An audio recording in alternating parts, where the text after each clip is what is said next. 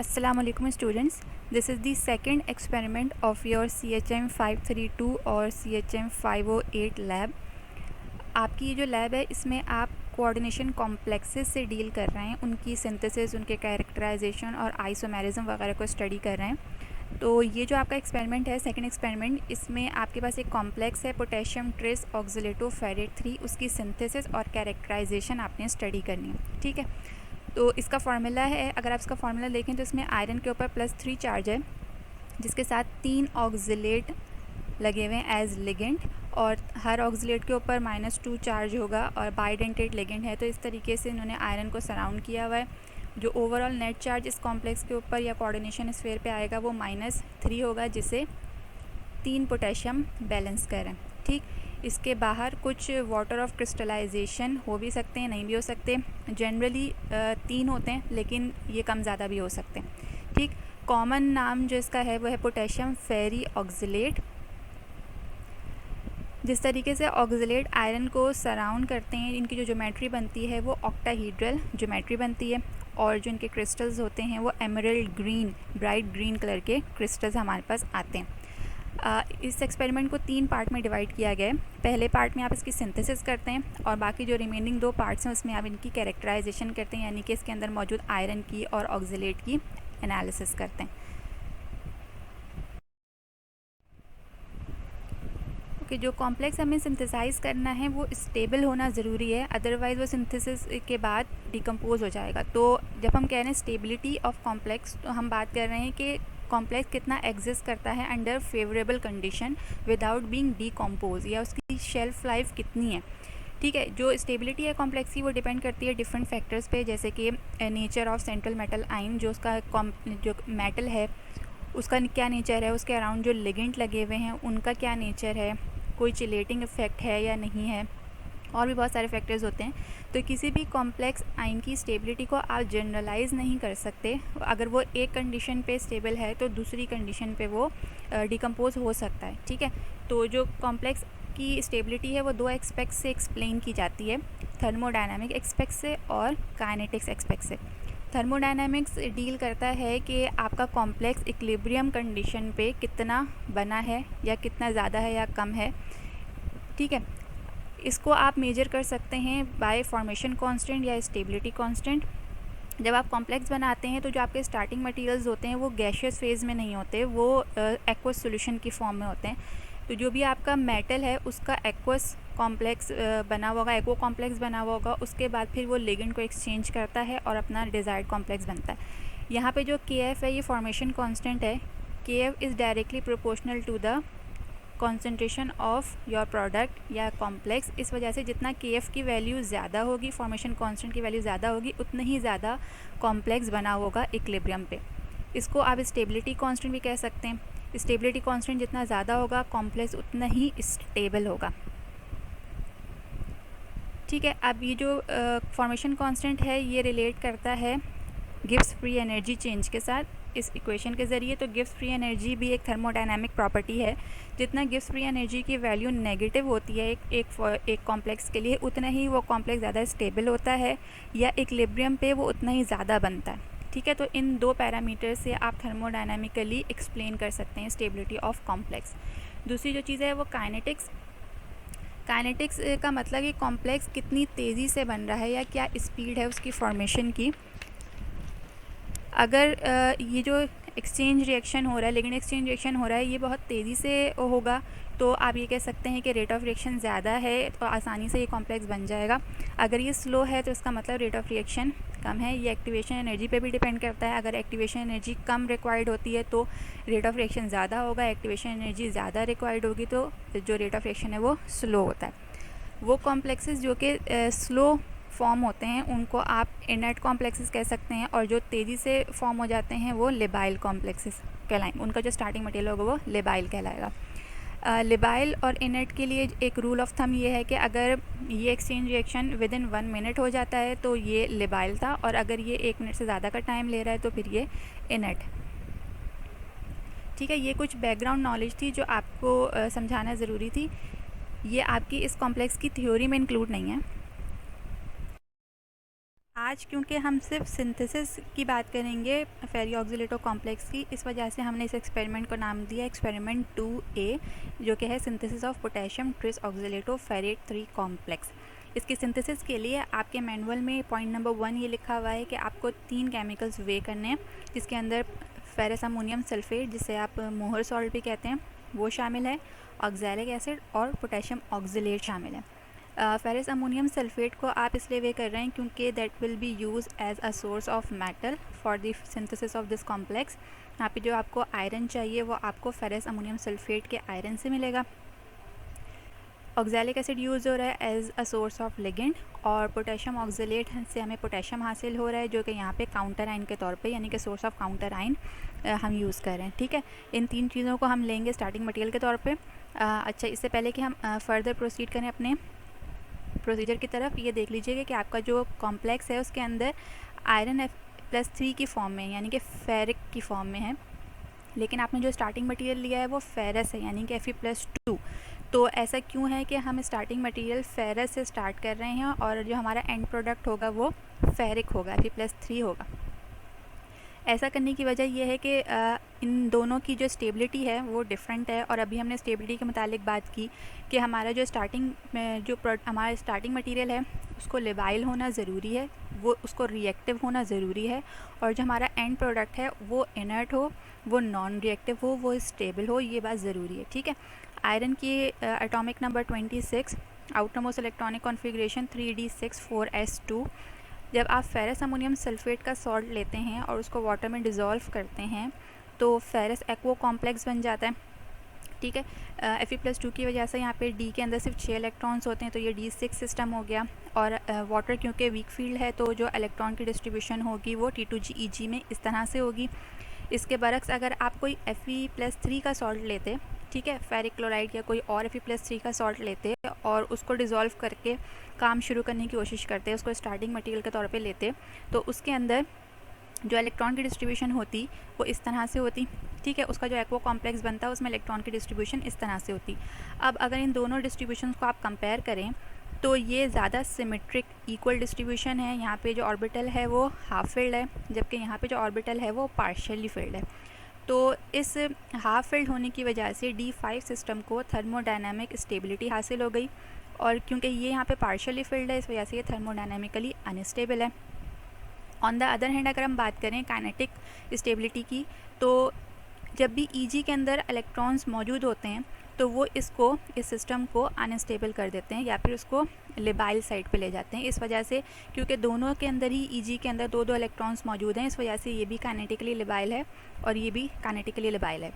अब इन दोनों को अगर कंपेयर करें तो यहाँ पे हमें दोनों सूटेबल कंडीशंस मिल रही हैं। ये थर्मोडायनामिकली अनस्टेबल भी है और काइनेटिकली लेबाइल भी है, जबकि यहाँ पे सिर्फ एक ही सूटेबल कंडीशन है कि ये काइनेटिकली लेबाइल है, लेकिन ये थर्मोडायनामिकली स्टेबल है। तो इस वजह से हम Fe+3 के सॉल्ट को यूज़ नहीं करते, आप Fe+2 के सॉल्ट को यूज़ करते हैं ताकि जो प्रोडक्ट है वो ज़्यादा बने और तेज़ी से बने।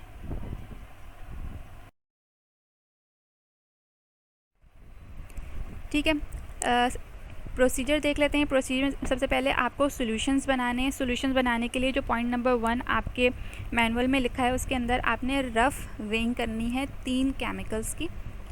कौन कौन से? फेरस अमोनियम सल्फेट को 7.5 ग्राम, ऑक्सैलिक एसिड को 4 ग्राम और पोटेशियम ऑक्सलेट को 5 ग्राम वे करना है। ये रफ़ वेइंग है, इसका मतलब ये जो है इसको बहुत एक्यूरेटली आपने इसके डेसिमल्स नोट नहीं करने। ठीक है, जब इन 3 चीज़ों की वेइंग हो जाएगी तो उसके बाद फिर आप इसके सॉल्यूशंस फॉर्म करते हैं। सबसे पहले जो पॉइंट नंबर 2 लिखा हुआ है आपके मैनुअल में, फेरस अमोनियम सल्फेट को डिज़ोल्व करेंगे 40 ml डिस्टिल वाटर में। ये जो डिस्टिल वाटर है ये अंदाजे से लिया है, ये तो या तो आप बीकर की ग्रेजुएशंस को देख के डाल दें या फिर इसको किसी ग्रेजुएटेड सिलेंडर से डाल लें, अंदाजे से डलेगा। जब ये सोल्यूशन फॉर्म हो जाए तो इसके अंदर 1 to 2 drop sulphuric acid add किए जाते हैं, यानी कि ये जो सोल्यूशन है वो एसिडिक मीडियम में बनाया जाता है। इसका क्या रीज़न है? अगर आप ये सोल्यूशन एसिडिक मीडियम में नहीं बनाएंगे तो इसके अंदर फिर कुछ और रिएक्शंस शुरू हो जाते हैं। इस वक्त ये जो फेरस अमोनियम सल्फेट का सोल्यूशन है वो स्टेबल होता है एसिडिक कंडीशन पे, लेकिन अगर आप इसको न्यूट्रल या अल्कलाइन सोल्यूशन में बनाएंगे तो उस वक्त इसके अंदर एयर ऑक्सीडेशन हो जाएगी, Fe+2 Fe+3 में कन्वर्ट हो जाता है।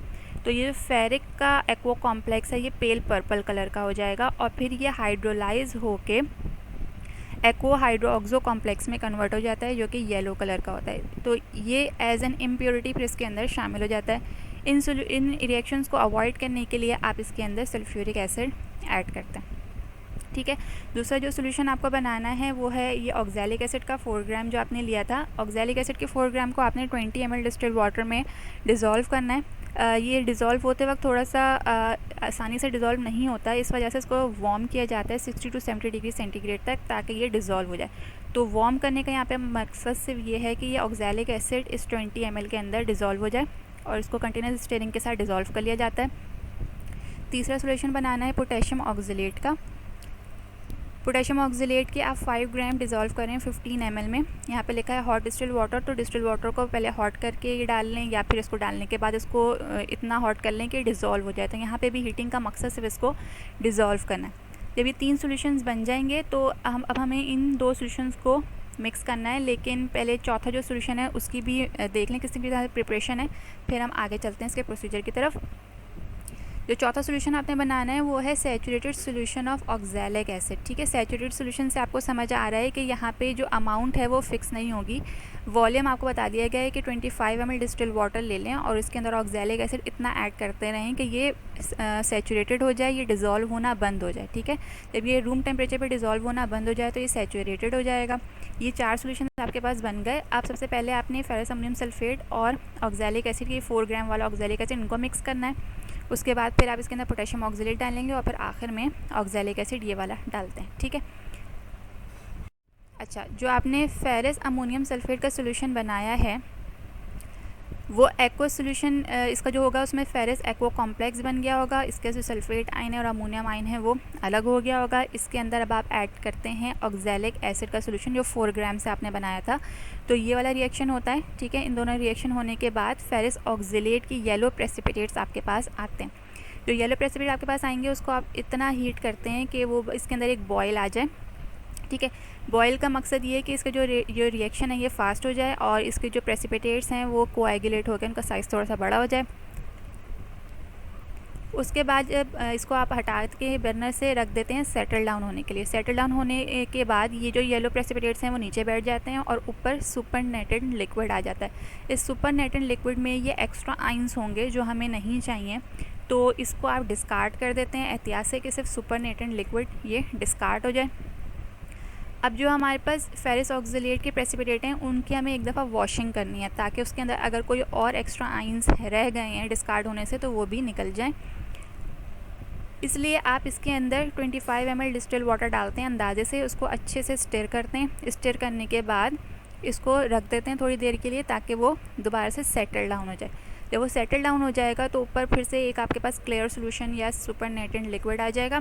इसके अंदर अगर कोई एक्स्ट्रा आइंस होंगे तो वो आ जाएंगे। इसको भी आप दोबारा से डिस्कार्ड कर देते हैं। डिस्कार्ड करने के बाद जो आपके पास प्रेसिपिटेट आते हैं फेरस ऑक्सलेट के, वो आपके पास वॉश्ड प्रेसिपिटेट्स होते हैं। अच्छा, हमने फेरस को ऑक्सलेट आयन दे के फेरस ऑक्सलेट के प्रेसिपिटेट हासिल कर लिए, उनकी वॉशिंग भी कर ली। अब हमें इसे काउंटर आयन प्रोवाइड करना है in the form of potassium oxalate solution. और उसके बाद काउंटर आयन प्रोवाइड करने के बाद हम इसकी ऑक्सीडेशन करेंगे, यानी कि फेरस को फेरिक में कन्वर्ट करेंगे, तो ये हमारे डिज़ायर्ड कॉम्प्लेक्स में कन्वर्ट हो जाएगा। ठीक, सबसे पहले हम इसे काउंटर आयन दे रहे हैं पोटेशियम ऑक्सलेट, तो जो बीकर है वो ऑरेंजिश येलोइश कलर का हो जाता है। ये ऑरेंज कलर जो है वो पोटेशियम फेरो ऑक्सलेट या पोटेशियम बिस ऑक्सलेटो फेरेट 2 का कॉम्प्लेक्स बनने की वजह से होता है, जिसके अंदर Fe+2 शामिल है। और क्योंकि इसके पास काउंटर आयन भी है और लिगेंड भी है, इस वजह से ये कॉम्प्लेक्स यहाँ पे बन जाता है। अब हमें आयरन की ऑक्सीडेशन स्टेट चेंज करनी है, यानी कि इसको फेरिक में कन्वर्ट करना है। उसके लिए हम ऑक्सीडाइजिंग एजेंट लेते हैं हाइड्रोजन परऑक्साइड। हाइड्रोजन परऑक्साइड आपको ब्यूट में दिया जाता है और आपके मैनुअल में ये 3 ml डालने का लिखा हुआ है, लेकिन आप इसको 5 ml ऐड करते हैं। जब आप 5 ml ऐड करते हैं विद कंटिन्यूस स्टीयरिंग तो ये रिएक्शन होता है जिसके अंदर Fe+2 अपना काउंटर आयन के साथ और ऑक्सीडाइज होके ऑक्सलेट की मौजूदगी में कन्वर्ट हो जाता है कॉम्प्लेक्स के अंदर। ये वो कॉम्प्लेक्स है जो हमें चाहिए था, लेकिन इसके साथ साथ कुछ अनकॉम्प्लेक्स आयरन भी शामिल होते हैं जो कि फेरिक हाइड्रोक्साइड की फॉर्म में होते हैं। नीचे जो ब्राउन कलर आपको नज़र आ रहा है ये फेरिक हाइड्रोक्साइड का ब्राउन कलर होता है। ये वो आयरन है जो ऑक्सलेट के साथ कॉम्प्लेक्स नहीं बन पाए क्योंकि ऑक्सलेट का कंटेंट यहाँ पे कम था, तो जितने आयरन उसको हासिल कर सकते थे वो कॉम्प्लेक्स्ड हो गए, बाकी फेरिक हाइड्रोक्साइड की फॉर्म में है। इसके बाद आप इस सॉल्यूशन को हीट करते हैं टू जस्ट बॉइलिंग। वो इसलिए किया जाता है क्योंकि फेरिस की फेरिक में कन्वर्जन तेज़ हो जाए। हीटिंग के बाद आप इसको ऑक्सलेट कंटेंट प्रोवाइड करते हैं in the form of saturated solution of oxalic acid जो हमने बनाया था। उसको सिर्फ ड्रॉप वाइज ऐड किया जाता है कंटिन्यूस स्टीयरिंग के साथ, सारा का सारा नहीं डाला जाता। सिर्फ इतना डाला जाता है कि जो अनकॉम्प्लेक्स्ड फेरिक हाइड्रोक्साइड है वो कन्वर्ट हो जाए कॉम्प्लेक्स के अंदर, ठीक है। तो ये रिएक्शन होता है इसको डालने की वजह से, और ये आप ड्रॉप वाइज उस वक्त तक डालते हैं जबकि जब तक जो बीकर है वो एमरल्ड ग्रीन कलर का सोल्यूशन ना शो करे, यानी कि ब्राइट ग्रीन कलर का ट्रांसपेरेंट सोल्यूशन ना शो करे, ठीक है। ये जो कॉम्प्लेक्स है ये वाटर सॉल्युबल है, इस वजह से आपको इस वक्त सिर्फ सोल्यूशन हासिल होता है, फिर आप इसकी इवेपोरेशन करके क्रिस्टल्स हासिल करते हैं। आपके मैनुअल में ये लिखा हुआ है कि इसके अंदर 10 ml इथेनॉल डाल दें तो इसकी इवेपोरेशन की वजह से क्रिस्टलाइजेशन स्टार्ट हो जाती है। लेकिन अगर आप इथेनॉल ना भी डालें और ओपन बीकर को ओवरनाइट छोड़ दें तो नेक्स्ट डेज़ के अंदर क्रिस्टलाइजेशन हो जाती है और इस तरह के ब्राइट ग्रीन कलर के क्रिस्टल्स के अंदर सोल्यूशन में मौजूद होते हैं। उसको आप निकाल लेते हैं और निकालने के बाद जो सिर्फ डार्क ग्रीन कलर के क्रिस्टल्स हैं वो निकाल के और उनकी कैरेक्टराइजेशन करते हैं। तो इसकी अब हम फर्दर कैरेक्टराइजेशन करेंगे नेक्स्ट लैब में, जिसके अंदर आयरन की एनालिसिस और ऑक्सलेट की एनालिसिस करेंगे।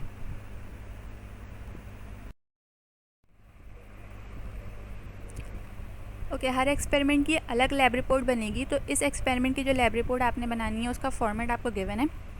ऑब्जेक्ट आप लिखेंगे, जो सिंथेसिस का ऑब्जेक्ट है आपको बताया गया है वो लिखेंगे। थ्योरी जो सिंथेसिस से रिलेटेड थ्योरी आपको रीजंस वगैरह बताए गए हैं वो आप यहाँ पे लिखेंगे पैराग्राफ की फॉर्म में, और इक्वेशंस जो आपको बताई गई हैं हर स्टेप वाइज वो इक्वेशंस यहाँ पे मेंशन करेंगे। तो इसकी छोटी सी लैब रिपोर्ट बनेगी।